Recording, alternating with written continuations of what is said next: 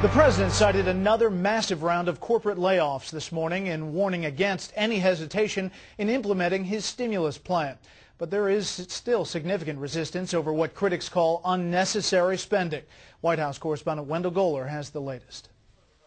President Obama began his first full week in office by warning the worsening economic crisis raises the stakes on the $825 billion stimulus plan he's vowed will be his first legislative order of business.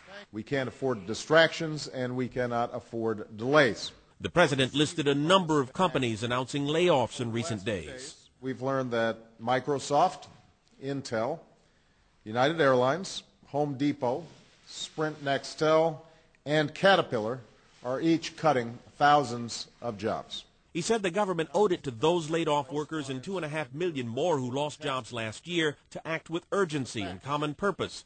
Sunday, Senator John McCain and House Minority Leader John Boehner both warned the current plan contains too much spending, not enough tax cuts. We need to cut payroll taxes. We need to cut business taxes. $166 billion in direct aid to the states, another $140 billion in education funding.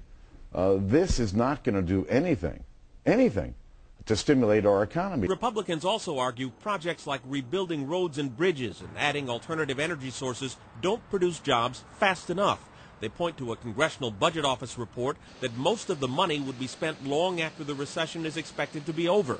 But that report, the White House says, looked at a fraction of the stimulus package, and the slowest part at that. At a minimum, 75% of that money will be spent out over an 18-month period of time. Still, the huge bill has some big targets like money for contraception services. The family planning services reduced cost. It reduced cost. And it includes money to help states cover Medicaid costs, another way of avoiding costs in other areas that critics say isn't stimulative. After meeting with congressional leaders Friday here at the White House, Mr. Obama is headed to Capitol Hill Tuesday to meet with House and Senate Republicans. They'd say the president believes the Democrats' plan has the right tax cuts and the right balance with spending, but he's prepared to listen. We don't have pride of authorship. We understand that this is a process of give and take in order to produce what the president believes is the strongest plan to get the economy going again.